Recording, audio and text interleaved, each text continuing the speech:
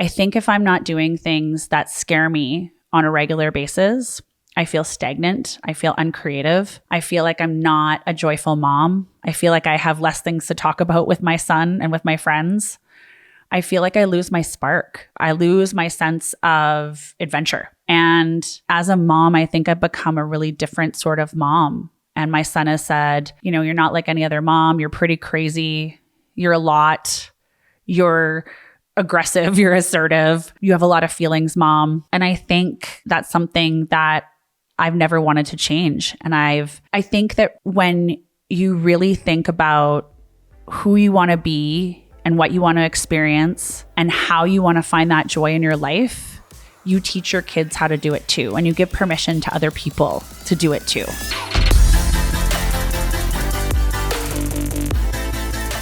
Welcome to Beyond the Black Belts podcast. I'm Maeghen Cotterill, and I'm the owner of 5 Elements Martial Arts in Calgary, Alberta, and the World Kickboxing and Karate Union Team Canada president. Today's episode is Who Am I and What Makes Me Tick? This episode, I think, might be a little bit more fun, but also pretty vulnerable at the same time, because it's talking about what I've learned and what I want and the acceptance of that without so much shame and guilt about how I thought maybe I should live my life or who I thought I should be or what kind of would be socially acceptable. But instead, I get to really authentically think about what does make me tick and what lights my fire and what makes me happy and what things about my personality are really who I am. I mean, I'd rather be a firework, or I'd rather be sunshine, or I'd rather be a Care Bear that is showing all of her feelings from her Care Bear stare. And it's understanding that it's okay to be that way. So I think the first thing that I had to do when I was really thinking about my own happiness and who I am and what I want was being really honest about the things that do light me up and that it's okay. I have a really big personality, and I've always kind of been a little bit ashamed about that and a little bit embarrassed about that. And I've always tried to kind of lock it down as much as I could and be as calm and reserved and different than I think I actually was. I do want to be a firework all the time. I want big adventure and big risk and big goals and big energy and big love and big fun and big experiences and big connections and lots of depth and passion and lots of feelings.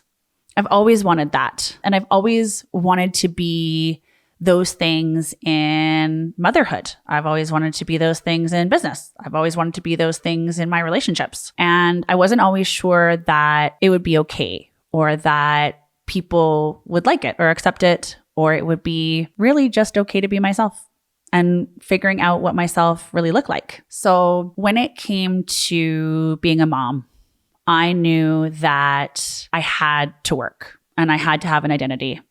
And I had to have huge goals and I had to keep educating. I have so much respect for stay-at-home moms. I think they are the most amazing superheroes. And there's a lot of times I feel guilty that I didn't want to stay home and be a full-time mom to my son or take maternity leave or even have the opportunity to take maternity leave. Actually, I did have to go back to work. My business at the time did rely on me being at work. I didn't have the right support staff to manage it. But I also set up my business to be me and to work. And I knew before I was going to have a child that I wanted to work a lot as a mom. And I wanted to grow myself and my business. And I had a lot of things that I still wanted to do and a lot of experiences that I wanted to do and a lot of traveling I wanted to do. And I really feel like having that acceptance of knowing that that's what my soul really wants was the best thing for me. But it also took a lot of sitting and being honest with myself and being honest with the fact that it's okay to want all these big passions and to want all these big experiences. I never wanted to be home at 5 o'clock making dinner every night. I never wanted to go to the same place every weekend. I never wanted to go on the same vacations. I never wanted to go to the same restaurants. I love tradition, and tradition makes me feel connected and happy and things to look forward to.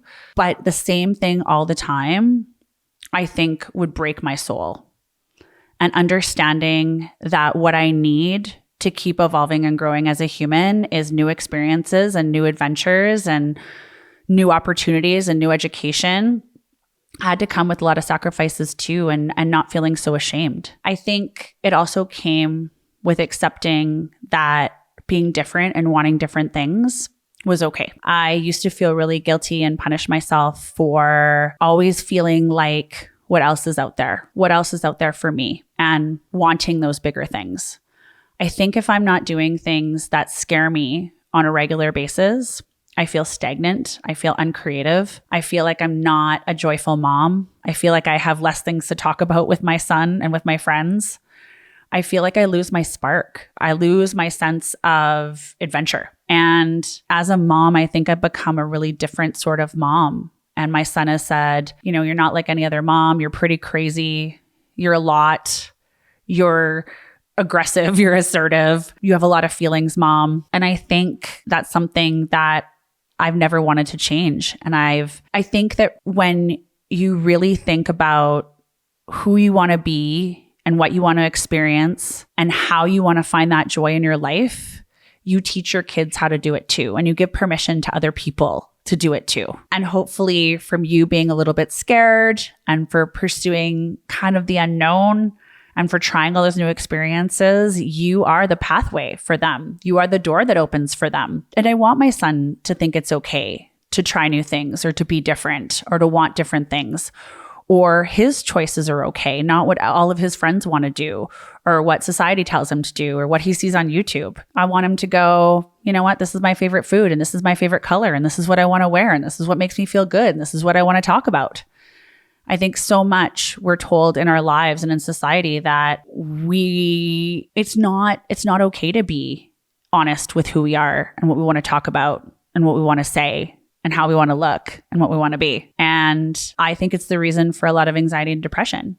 I think it's a lot of why people are angry and resentful. I mean, trying to be what I thought I should be, or trying to pretend that maybe I was domestic, or I wanted to be home for those dinners, or I wanted to go to those same restaurants, or in a conversation, I wanted to have a depthful, meaningful feelings conversation instead of a shallow conversation. The more I repressed that, the more sad I became. The more I lost myself, the more I self-abandoned, the more I felt like I was trapped in some sort of a life cage. And it didn't bring out the best in me. And so now I think what I'd like to do moving forward, accepting that I love big everything and I have explosive energy and that I am all over the place all the time. And that's the stimulus that I love. And the way I want to be is I'm looking to pursue that more.